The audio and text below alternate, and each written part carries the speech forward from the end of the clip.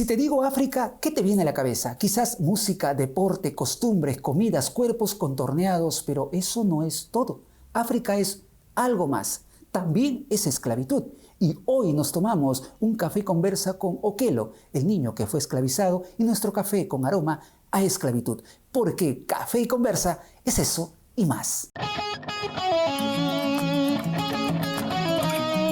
Efectivamente, conocemos ahora al gestor de esta importante literatura, llamada Okello, un niño que vivió la esclavitud. Voy a presentar a su autor, León Zamora Eduardo, un apellido de batalla, un apellido de guerra, y vamos a conocer qué hay detrás de esta escritura importante que hoy conocemos con Café y Conversa, y nos tomamos con Okello para conocerlo. Eduardo, bienvenido al programa. Es un placer tenerte.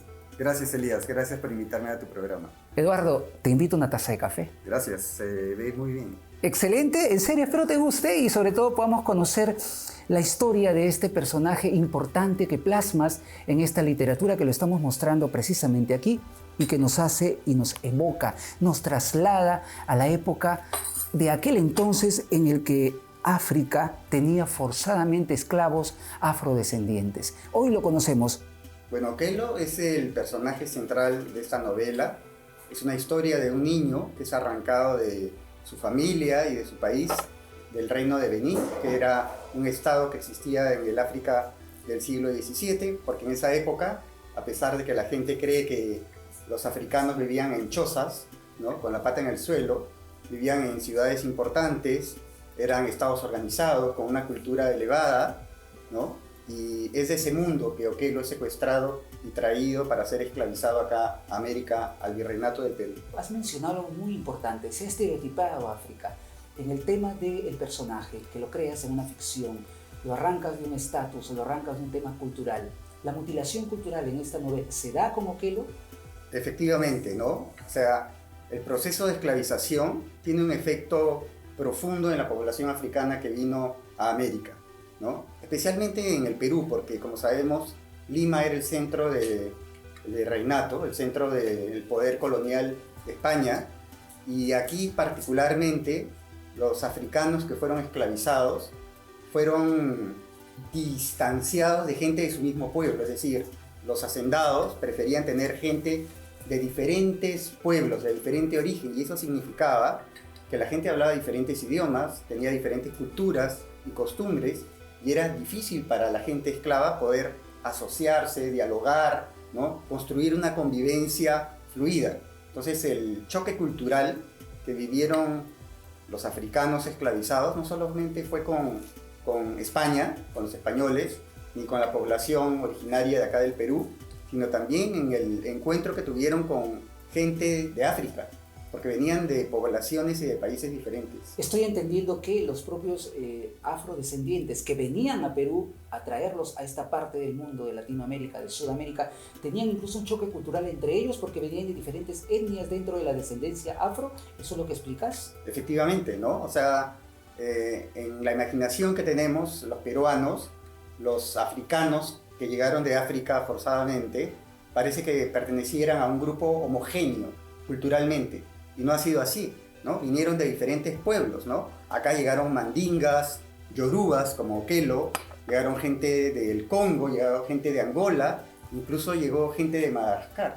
Entonces vinieron principalmente del noroeste de África, pero también del centro, del sur y del otro extremo, ¿no? Madagascar queda en el Océano Índico. Era como una torre de Babel en el que todos los esclavos no se podían entender entre sí porque hablaban diferentes idiomas, tenían diferentes costumbres. Así es, y esa era una estrategia de poder, ¿no?, de parte de los españoles, porque así garantizaban que no se organizaran para rebelarse, para levantarse contra la injusticia del sistema esclavista. Bueno, pero a pesar de eso sabemos que hubo muchos procesos de levantamiento, ¿no? La gente africana que llegó se rebeló, se convirtieron en cimarrones, bandoleros, formaron sus aldeas que eran los llamados palenques, que existieron muchos, acá en Lima, en Huachipa, Cieneguilla, que era el palenque de Okello, el personaje de la novela, o en los pantanos de Villa, ¿no? Totalmente un gueto. Así es, un gueto que les permitía sobrevivir y era el espacio donde ya libres de la esclavitud aprendían a convivir, a autogobernarse y a construir una cultura común, ¿no? Que era lo que no tenían. Entonces, no es que los africanos llegaron con una cultura común, sino en el proceso de convivencia, tanto en la situación de esclavitud como en el de libertad, fueron construyendo una cultura propia, ¿no? A partir del intercambio de ideas, de experiencias entre ellos. Perfecto. Conociendo a Okello, el niño que vivió la esclavitud, diversidad, choque cultural. Hoy es un café y conversa con sabor a esclavitud.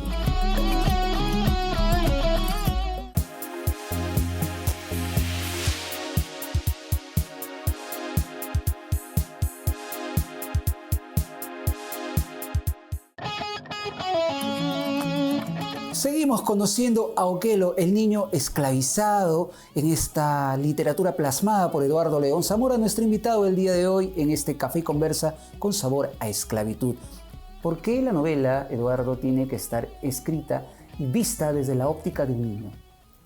Bueno, es una opción que yo tomo porque creo que la mirada de un niño nos permite mirar el proceso de esclavización sin filtros, ¿no? Un niño no tiene tantos conceptos, tantas ideas elaboradas, y la esclavitud le llega con todo el peso que significa este cambio en la vida de un niño, ¿no? Sabemos que un niño, ¿no?, está muy unido a la familia, todavía necesita de la protección, de los afectos, y súbitamente Okello es secuestrado junto con toda su familia y comienza una peripecia, primero por África, y va despidiéndose de diferentes familiares hasta llegar a Cartagena de Indias, acá en América, y finalmente en Cartagena es donde pierde al último de sus familiares. Caray. Entonces cuando llega al Perú, llega completamente solito, ¿no? Un niño de 8 años aproximadamente, ¿no? Y que directamente va a trabajar al trabajo fortísimo del trabajo del cañaveral, ¿no? Pero siempre su ilusión es volver, ¿no? Su fantasía es volver a África, tienen que encontrar alguna forma de volver, ¿no? Y comienza a aprender, digamos, estrategias, ¿no?, para cómo realizar este sueño, ¿no? Y tiene que aprender la lengua, ¿no?, porque está obligado a comunicarse, ¿no? Pero él siempre se mantiene fiel a sus dioses, a sus creencias, a su lengua, ¿no? Y siente que mientras él pueda conservar su memoria, mientras él pueda conservar esta ilusión de escapar, él va a poder sobrevivir, ¿no? Y efectivamente, esta voluntad de querer sobrevivir, esta necesidad de enraizarse en sus creencias, en seguir confiando en sus dioses y diosas, es lo que le permite tener el arrojo para escapar, ¿no? Y Okello encuentra la libertad, ¿verdad? Pero esta libertad difícil que se da en el virreinato, ¿no? Huyendo, escapando, ¿no? Y en el proceso él tiene que ir construyendo con otras personas, con otra gente de África que tiene sus propias costumbres, ¿no?, una nueva visión del África, ¿no? Porque es bien interesante cuando la gente le decía a él, tú eres africano, él decía, no, yo no soy africano, yo soy de Benín, ¿no?, que era su país, porque el concepto de África era el concepto colonial, ¿no? África como una realidad única, ¿no?, no diferenciada por países, por reinos, sino el lugar de los esclavos, el lugar de donde sacábamos la mercancía para vender. Y entonces él se sentía muy confundido, ¿no? O cuando le decían que era negro, ¿no? El concepto de negro puede parecer muy natural en la actualidad o en aquella época para la gente española, pero para él negro no estaba asociado al color de su piel ni a su identidad. Un vocabulario totalmente desconocido. Sí, porque negro lo asociaba pues con cosas, objetos, ¿no?, de la realidad, oscuros, ¿no? Él se veía como un niño de color canela y veía a gente de otros pueblos también africanos que tenían el tono de piel más clara o más oscura. Variedad. Pero no entendía por qué le decían negro, ¿no? Entendemos. ¿Esta novela ha logrado sensibilizar fibras personales, tú como autor, como creador del personaje? Efectivamente, sí. Es una novela que le tengo mucho cariño, ¿no? Porque el proceso de construcción de la identidad es un proceso que vivimos muchos peruanos y peruanas, ¿no? No solo la gente que procede de ancestros africanos, sino también los que proceden de ancestros indígenas, ¿no?, o de otros pueblos. El proceso de construcción de la identidad en un país que racializa a la gente y que, en el que existe mucha discriminación, es un proceso difícil, ¿no? Para un niño, para una niña.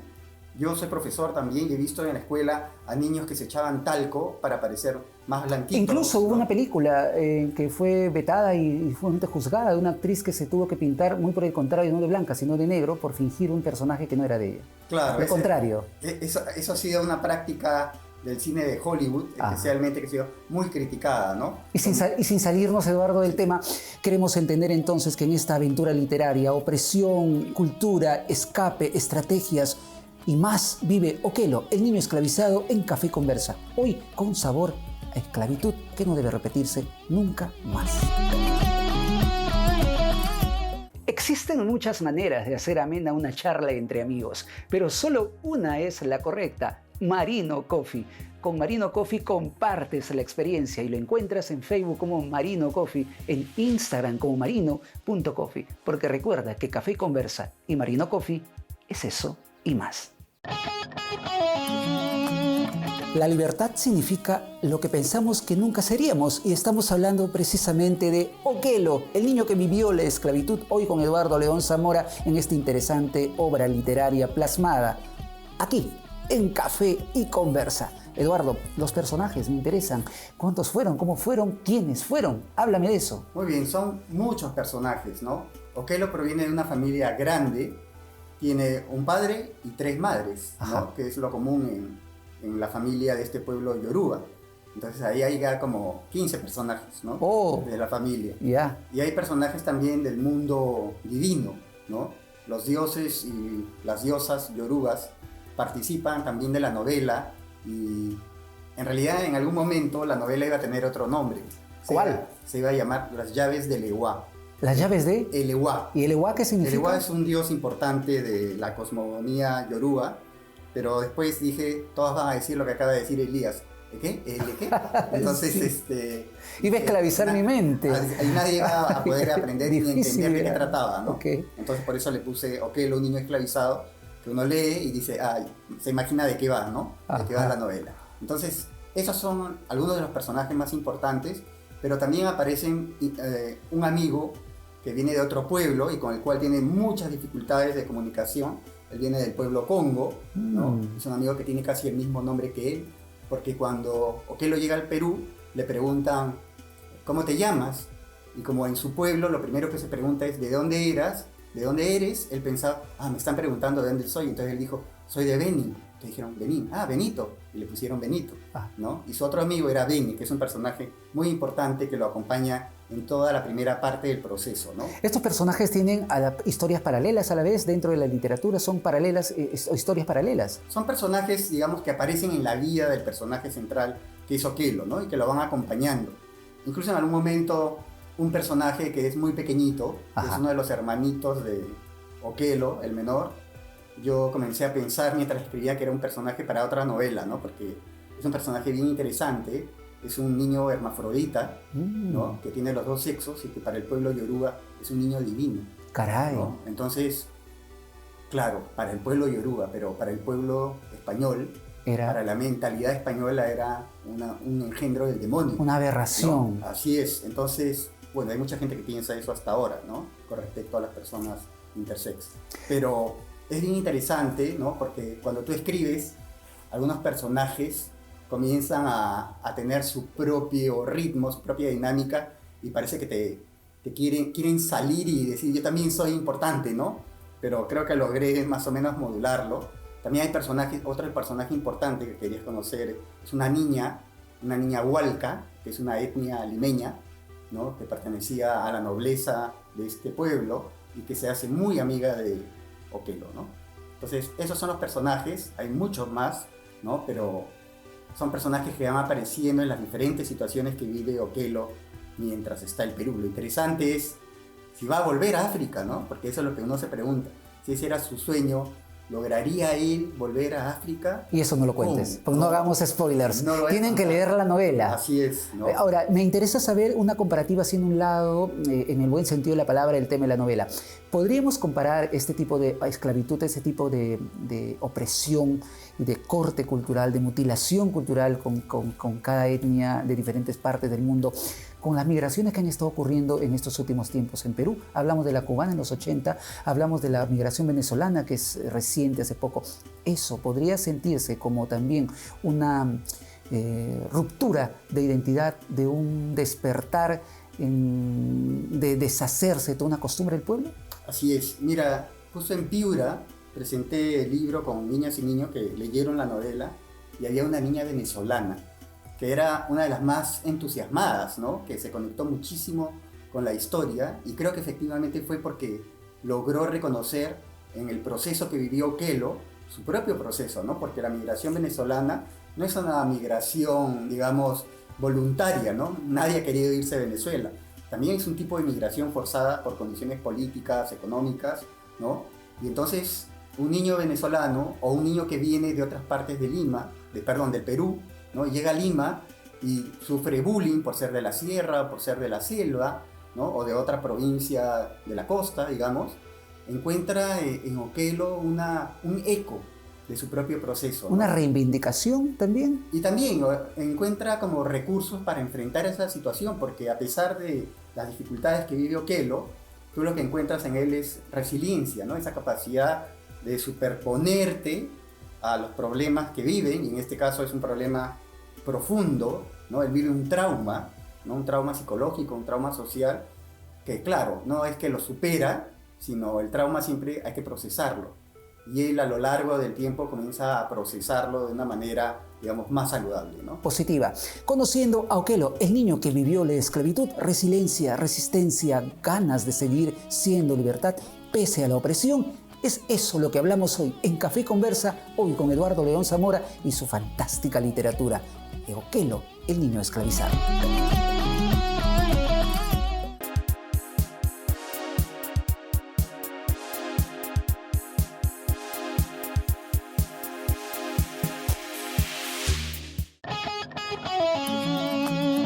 Hacer lo que tú quieres es libertad. Hacer lo que te guste es felicidad. Y hoy conocemos a Oquelo. Seguimos hablando de este personaje fantástico que logra cautivar a través de esta literatura en la tinta de Eduardo León Zamora, mi invitado el día de hoy. Muchas gracias, te agradecerte por el café. Espero te haya gustado, lo hayas disfrutado.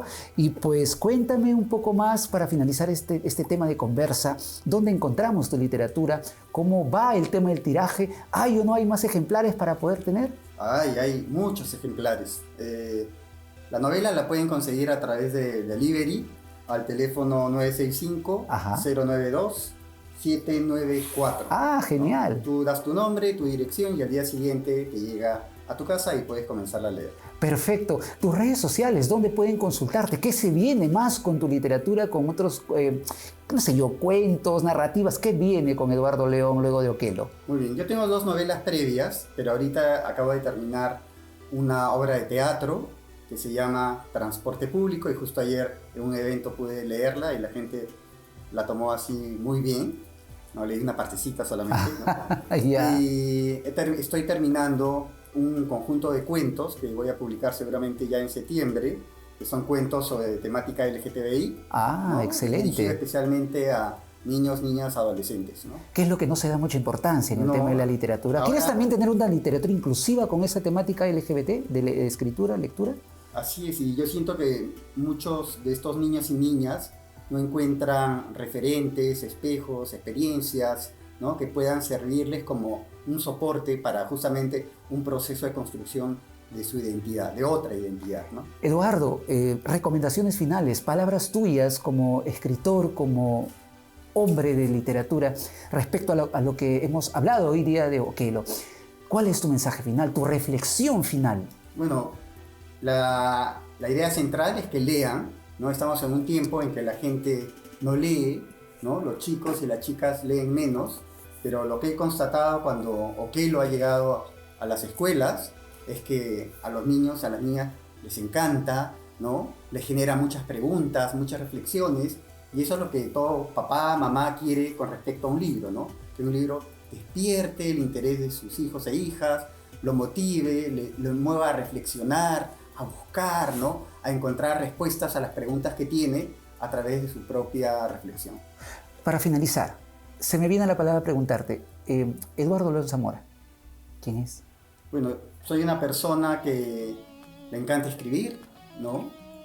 Hago investigación educativa, ¿no? Me gusta viajar un montón, me interesa mucho el tema de la historia, las culturas, ¿no? El tema de la construcción de la identidad, ¿no? Y en esa línea dirijo las acciones que hago. Me encanta, me encantó conocerte. Es un placer haber tomado contigo una taza de café conversa con sabor a esclavitud que no debe haber. No debe haber ningún tipo de sabor a esclavitud bajo ninguna forma. Yo creo que la libertad tiene que conservarse, la lucha cultural no tiene que existir y ojalá lleguemos a encontrar un mundo ideal en el que todos, color, religión, raza, nos toleremos y hagamos una mejor convivencia ciudadana y no hayan más oquelos en el mundo.